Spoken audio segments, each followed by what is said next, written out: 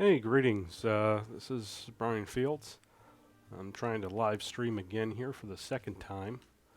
And I got a little neat thing that came here for my radios um, for some of the uh, encrypted stuff we've been messing around with. And again, this is mostly just for the enthusiasts out there. I'm not a professional radio person by any means, and it's technically not legal to use encryption on the ham band, but it is kind of interesting to play around with and, just learn the ecosystem that it works in. One of the interesting things about all the radios that are out there, they require a key fill device because it's a symmetric key cryptography that's used for the most part. Um,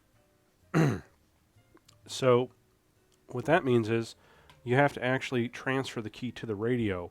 You can't just, hey, I got a public key on the radio and I'm encrypting, like you would with GPG or something like that for email.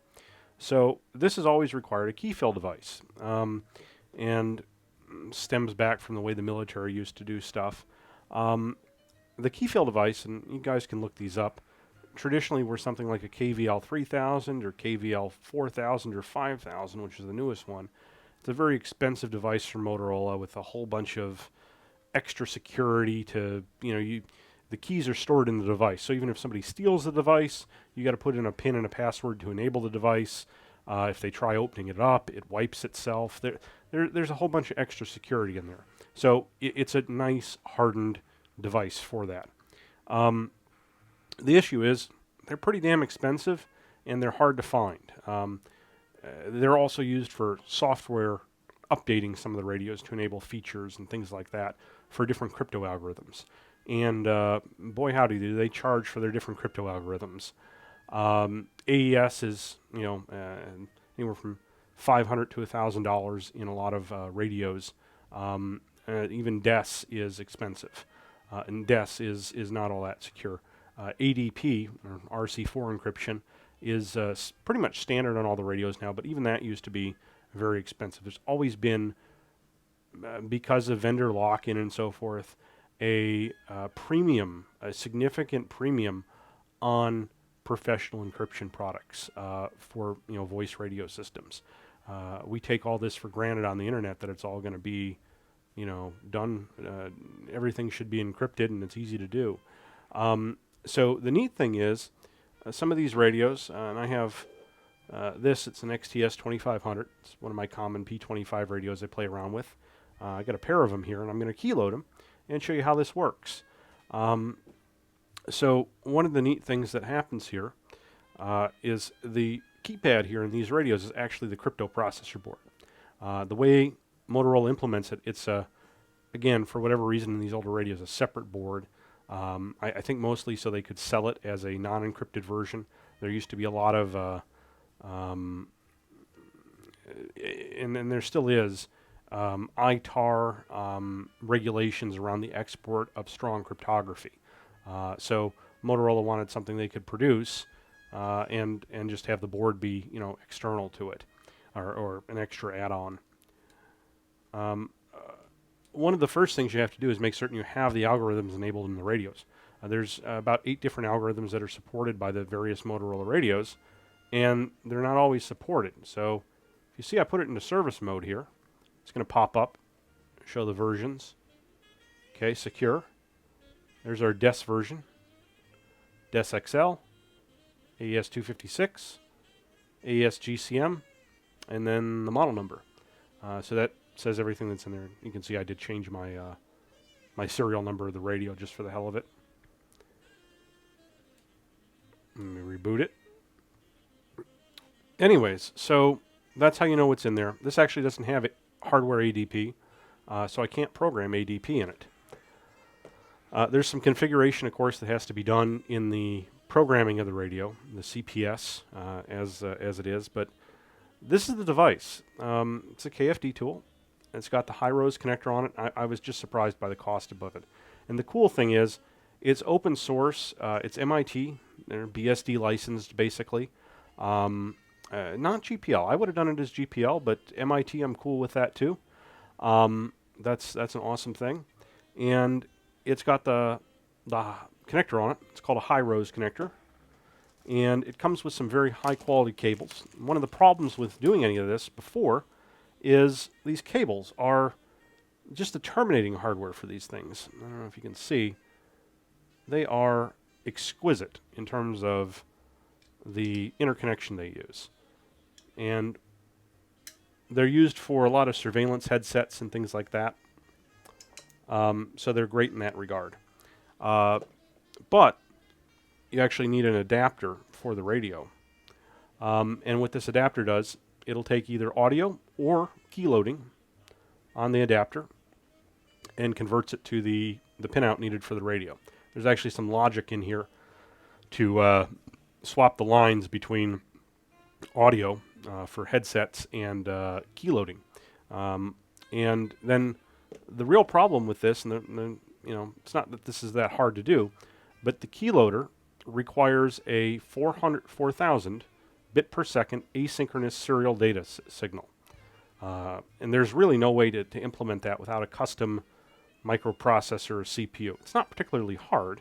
I think all this is doing is emulating, it's going from a USB serial port here to a 4,000 bit per second serial port here and implementing some buffering and whatnot. But having done some serial conversion stuff, especially from synchronous to asynchronous, I can say it's pretty hard to deal with custom baud rates. And 4,000 bits per second is just a really oddball bit rate.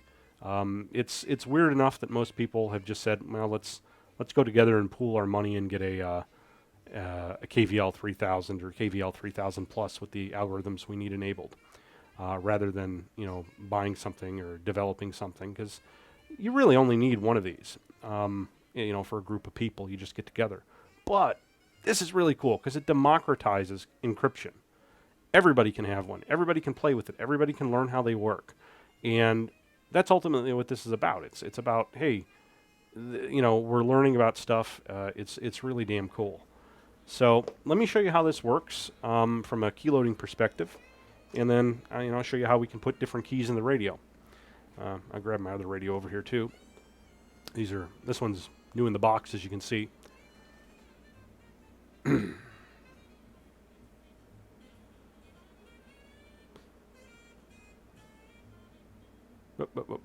Wrong. KFD tool. There we go. So this is written in .NET, and again, this is all open source. Let's see. Device, it's going to show up as a COM port. Works great, like that. Now, one of the first things we're going to do is connect it to the radio here. And I'm going my side-by-side mode here. Okay. Okay, there you go. You should be seeing both. I didn't like that. I'll prop it up with that one. Should be seeing both there.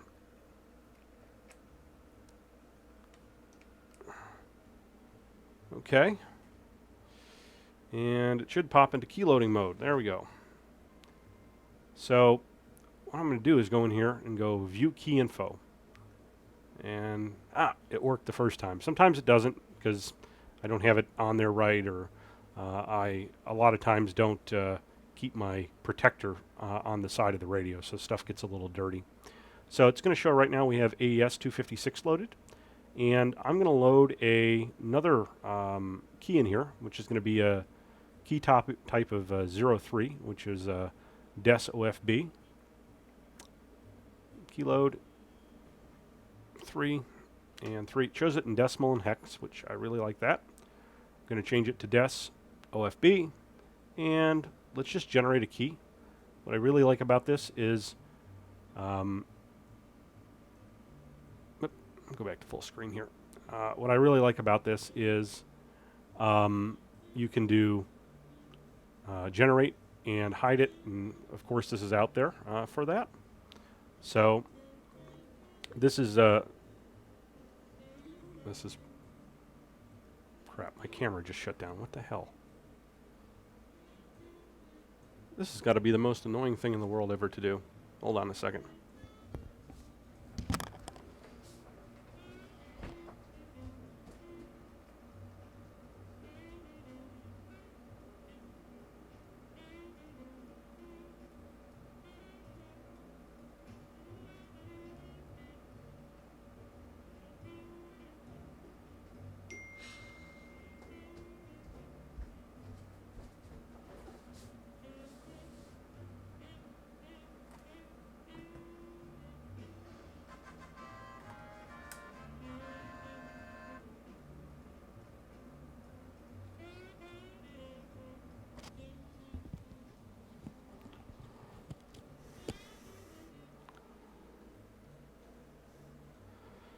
Okay, I'm back.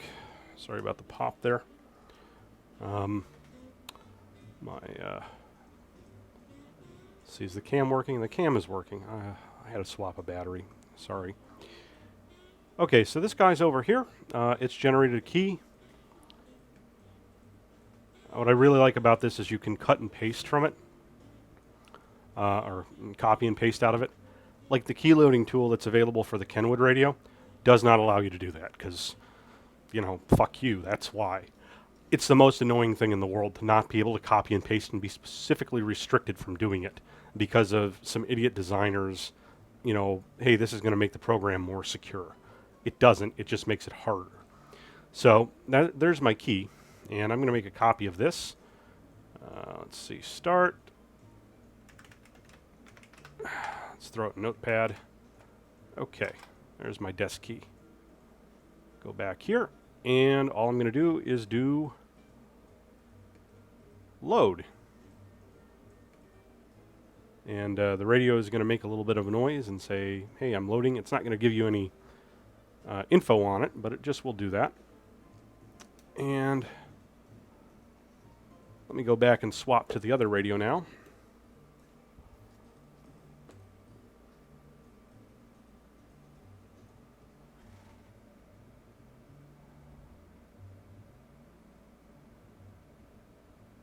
Why is this paused?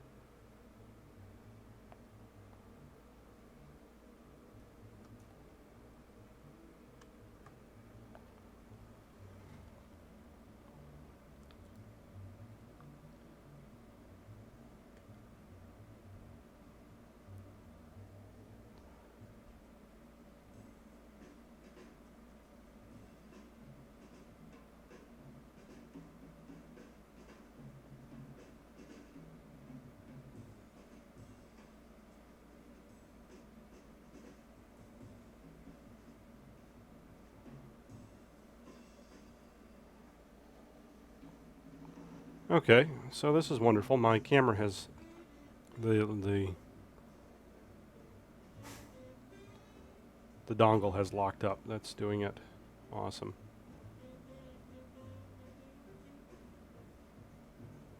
It's my webcam. Let's see what in the hell's going on with this thing.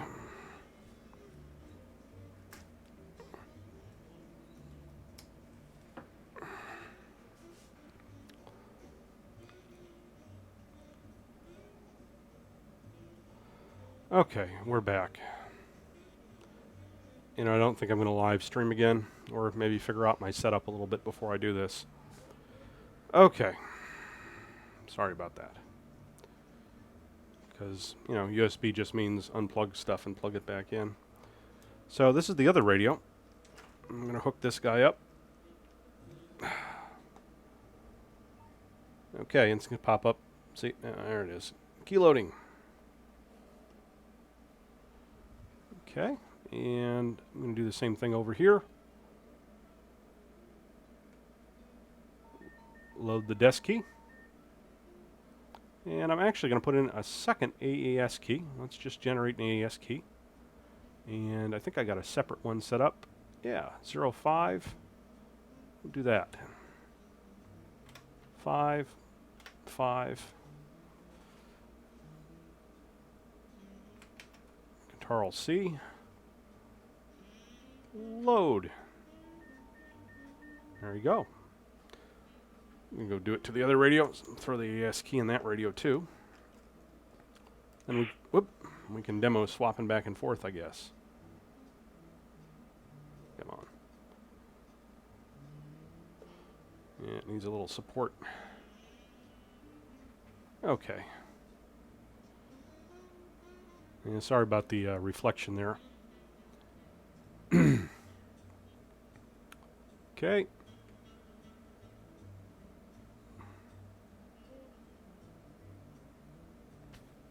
Nah, don't have it on right.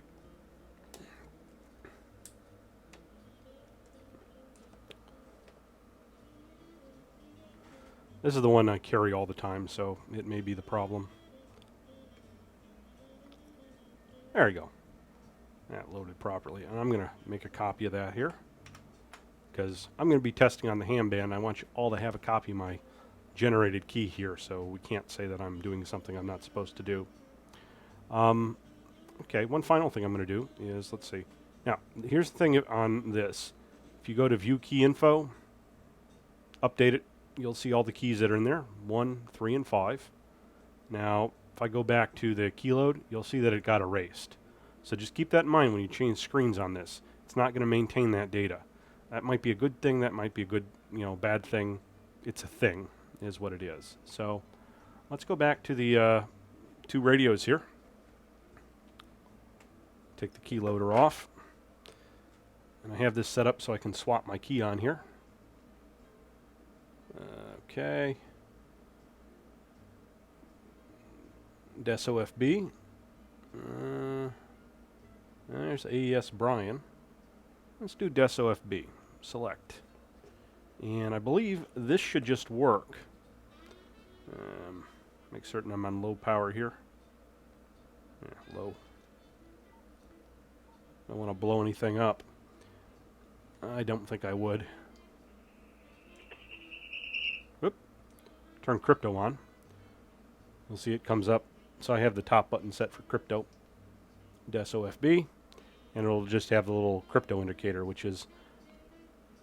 I don't know if you can see that.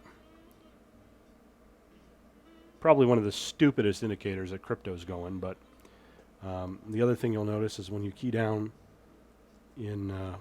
come on, focus. Okay, this is normal, P25. That's the receiver. Now if I key down with full audio, or excuse me, DES, it's going to blink twice because I have DES. Now, let's go back in here. Let's see, select key. There's AES Brian. Select. And turn crypto on. And it's going to come up and see how it says AES there. Now this radio, it just has DES enabled. But it'll still work. And it'll flash AES. So it'll select between the keys. And there's the double blink. There we go. That is how this works. I think it's a pretty cool little device. I got this one here, and again, this is all open source hardware, so what I'm going to do is just open this one up and kind of show you what it looks like inside. I really like the way it was put together. It's a really, really well put together device. I was trying to figure out why there were 3 printed circuit boards for it, and that'll be obvious right now. I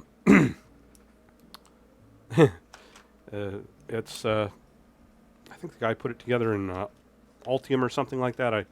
Normally KCAD is, or KeyCAD, however you want to pronounce it, is used for it. Whoa, whoa, whoa, whoa, whoa.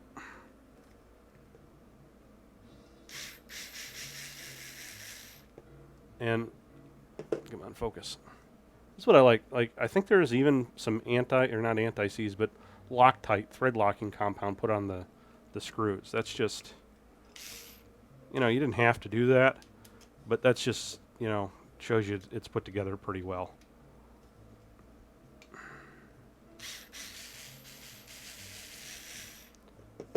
Okay. Set this aside. And look at that. So this is the front panel. This is the back that just solders onto the plug. And then the front panel here, this is what's cool. I wondered why there were so many PCBs. It's actually just a PCB, and it's ingenious. There's no etching on it or anything, but it's the PCB for it. So he didn't have to, custom manufacture a front panel for this. I just, that's cool. I like that. It's a little bit of thought in there. And it's probably an idea I'm going to steal. So let me zoom in on this.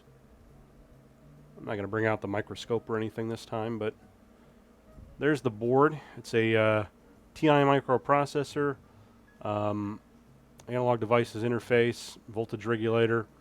and then EEPROM for that in a crystal. It's it's all open source. All the MCU codes out there, you can get it. Can probably do a little bit more than it's doing right now. It looks like it's set up to be able to possibly do that. It's got a reset switch on it. You can actually upgrade the firmware. You can make your own firmware. You can add stuff to it. You can do whatever. Again, it's all open source, so it's really damn cool that you can do this. And again, this front panel here, I don't know if you can see in there. There you go. It's a printed circuit board. I like that. I'm kind of pissed I didn't think of that idea. That's a cool idea. I'm gonna definitely steal that for something that I do. Oop, oop. So that's the KFD tool. That's the bottom of it.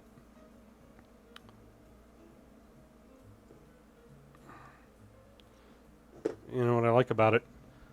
There's no oh shit wires on it. If I did this, there'd be at least one or two oh shit wires.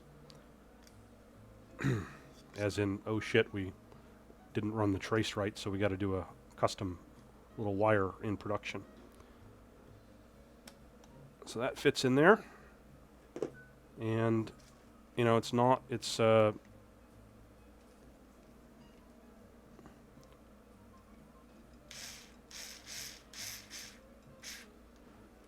hex. They're not Torx, but they're hex.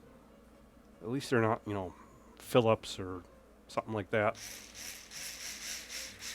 Because I can take the thing apart a few times and show people and not have it destroy itself. Okay. So I am waiting. I have this guy here. I'm waiting on a part that I ordered for keyloading with him on the side panel. There's actually an adapter, and this is all this. You only need a few of these. They make one for this, but these things are ridiculously. Even the Kenwood one is $180. This one here from Motorola for the XTS. Now you can get them that only support the audio. Those are pretty cheap. Those are $30-40. These that actually have the board in there that support keyloading, $250 from Kenwood, or excuse me, from Motorola. Still to this day, $250.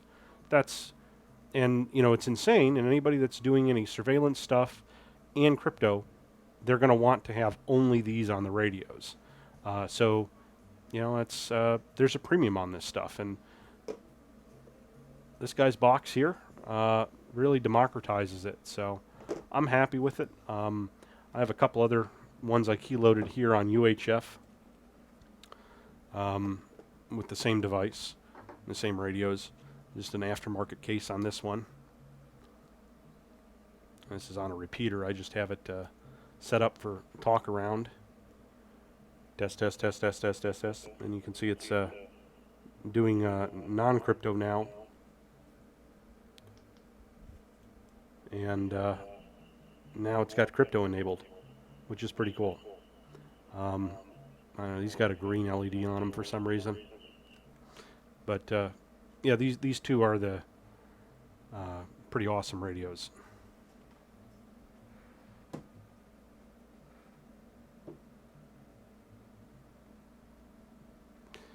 Anyways, thank you very much, and I'll maybe post something else about this later.